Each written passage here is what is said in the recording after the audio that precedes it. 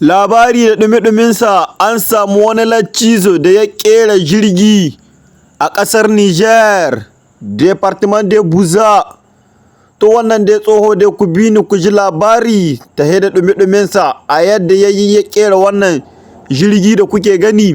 Kun ga nan shina yi shina sassaƙe-sassaƙe, kuma nan ya shigo cikin jirgi shina yi shina haɗa kujeru, nan shina yi shina taima jirgi shanta, shina ƙara gyaggyara shi. Nan ga shi nan da wansa hakin gobe ya koma ya dawo shina yanke-yanke. Kuna gani dai kamar dai yadda kuke gani da zartuna haka yanke-yanke, nan ya zaka nan shina ta haɗa sauran abubuwa dai na daban na ban mamaki cikin kan jirgi. Nan ma ya zaka nan shina ta goggoge ina yayi girate-girate haka. Nan ma kujera shina ƙara yin limentan ta saboda za a zamnawa da kyau.